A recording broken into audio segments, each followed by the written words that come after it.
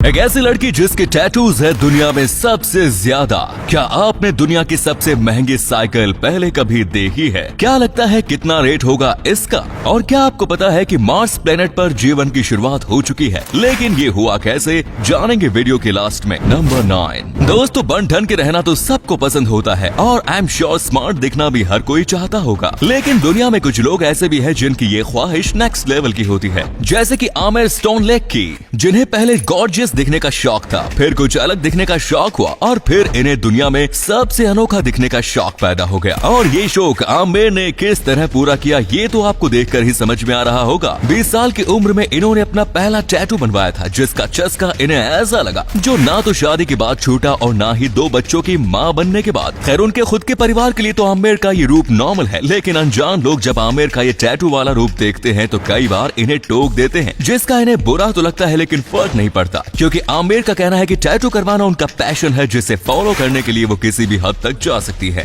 Number 8। Cycles आपकी health को अच्छा रखने में काफी मदद करती है, इसीलिए एक अच्छी साइकिल का होना आपकी फिटनेस को काफी हद तक इम्प्रूव कर सकता है। पर आज हम आपको एक ऐसी बाइक के बारे में बताने जा रहे हैं जिसकी कीमत सुनकर आपके होश उड़ जाएंगे जनाब। इस साइकिल का नाम है द ट्रैक बटरफ्लाई मैडॉन, जिसे डामेन हिस्ट ने डिजाइन किया है और इसकी कीमत है $500,000 यानी कि 3.5 करोड़ रुपए। इस साइकिल में लगे ये तितली के पंख असली है, जिन्हें मरी हुई तितलियों के शरीर से निकालकर इस्तेमाल किया गया है। लैंस आर्मस्ट्रांग फाउंडेशन ने इस साइकिल को फंड रेजिंग के लिए एक ऑक्शन में बेचा, जिसके बाद ये साइकिल दुनिया की सबसे महंगी साइकिल्स की लिस्ट में शामिल हो गई। नंबर 7। आपने आज तक कई सर्च ऑपरेशंस के बारे में सुना होगा, जिन्हें किसी खोए हुए व्यक्ति को ढूंढने के लिए चलाया जाता है। पर आज जिस सर्च ऑपरेशन के बारे में हम आपको बताने जा रहे हैं, उसमें खोई हुई महिला ने खुद पुलिस के साथ मिलकर खुद को ढूंढने में मदद की। चौंक गए ना? असल में बात है आइसलैंड की। आइसलैंड के साउदर्न वोल्केनिक रीजन एल्जिया कैनन में एक महिला टूरिस्ट एक ग्रुप के साथ घूमने आई। साइट सीइंग के दौरान वो अपने ग्रुप से अलग हो गई और जब वो वापस ग्रुप में आई तो उसने अपने कपड़े बदल लिए थे, जिसके चलते उसका ग्रुप भी उसे पहचान नहीं पाया। ग्रुप ने महिला की मिसिंग रिपोर्ट तुरंत आइसलैंड पुलिस को दी। ग्रुप ने उस खोई हुई महिला का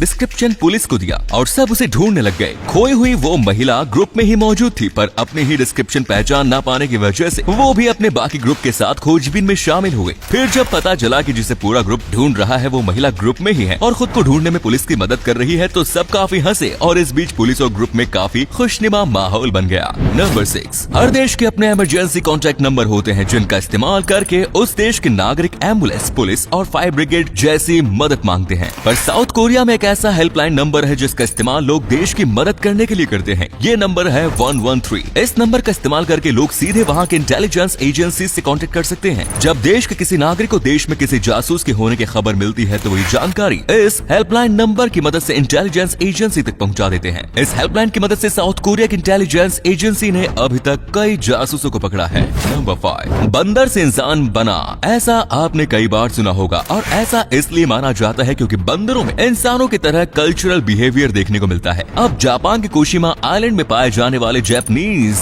मैकेक्यू को ही ले लीजिए। ये बंदर स्वीट पोटैटो को खाने से पहले उन्हें समुद्र के पानी से धोते हैं। जूलॉजिस्ट्स का मानना है कि जापानीज मैकेक्यू ऐसा इसलिए करते हैं क्योंकि ऐसा करने से स्वीट पोटैटो पर लगी मिट्टी तो धुलती ही है, साथ ही समंदर के पानी में धुलने से वे थोड़े नमकीन भी हो जाते हैं। अब असली रीजन क्या है ये तो जापानीज मैकेक्यू ही जाने, पर किसी नॉन ह्यूमन जीव में ऐसा कल्चरल बिहेवियर काफी चौंकाने वाला होता है। नंबर 4। कई जीव अंडों को सेते हैं और एक पर्टिकुलर टाइम के बाद अंडों से बच्चे निकलते हैं, पर तब क्या होता है जब अंडों को सेने के बाद भी कुछ अंडों से बच्चे नहीं निकल पाते। ऐसा ही कुछ हुआ इस मगरमच्छ के साथ। इस मादा मगरमच्छ के एक अंडे से जब बच्चा पैदा नहीं हुआ तो उसने सबसे पहले अंडे के ऊपर मौजूद हार्ड शेल को अपने दांतों से तोड़ा और फिर उसके बाद अंदर मौजूद लेदर की लेयर को फाड़ा। लेदर लेयर के हटते ही अंडे में मौजूद उसका बच्चा उसके मुंह से निकलकर पानी में तैरने लगा। नंबर 3। सोलर एनर्जी को पावर का रूप देने के लिए सोलर पैनल्स का इस्तेमाल किया जाता है। पर क्या कभी आपने सोचा है कि अगर पूरी दुनिया को सोलर पावर सप्लाई की जाए तो धरती के कितने हिस्से को सोलर पैनल से कवर करना होगा? स्क्रीन पर दिख रही इमेज नादिन मेस थेसिस के एक मैप की है। आप मैप से बने 3 रेड स्क्वायर देख सकते हैं। इस मैप पर बने ये स्क्वायर वर्ल्ड, यूरोप और जर्मनी को सोलर पावर सप्लाई करने के लिए कितने एरिया पर सोलर पैनल्स लगाने की जरूरत है उतने एरिया को दर्शा रहे हैं, जिससे साफ होता है कि कितनी कम जमीन का इस्तेमाल करके हम दुनिया भर में सोलर पावर सप्लाई कर सकते हैं। नंबर 2।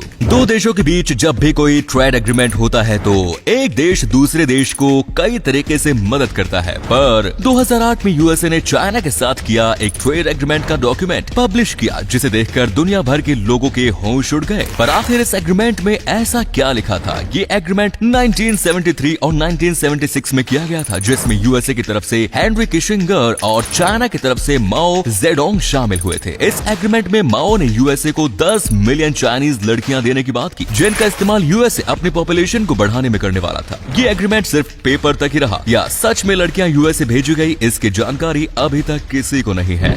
नंबर 1 दोस्तों, क्या आपको पता है कि मार्स की सतह पर जीवन की शुरुआत हो चुकी है? यकीन नहीं होता तो इस फैक्ट को देखिए। हाल ही में नासा ने 2 स्टडीज की है जिससे पता ये चला है कि मार्स पर बस्ती बसाने के चक्कर में उनसे एक भूल हुई है, और वो भूल है JPL मतलब जेट प्रोपल्शन लैब, जहां सभी स्पेस प्रॉप्स को बनाया जाता है। वैसे तो ये लैब सूक्ष्म जीव यानी कि माइक्रो ऑर्गेनिज्म से पूरी तरह फ्री होती है, लेकिन कुछ माइक्रोवेब्स ऐसे भी हैं जो लैब के स्टेराइल माहौल में भी जिंदा रह सकते हैं। और तो और ये अब प्रॉप्स के सहारे मार्स की सतह पर भी पहुंच चुके हैं, और शायद ये वहां भी जिंदा है, क्योंकि नासा की दूसरी स्टडी जो इन माइक्रोवेब्स के DNA पर आधारित है, उसके मुताबिक ये जीव मार्स की सतह पर भी जिंदा रह सकते हैं, जिसका मतलब ये हुआ कि वो दिन अब दूर नहीं जब इंसान की मार्स पर अपना जीवन बिता सकेगा।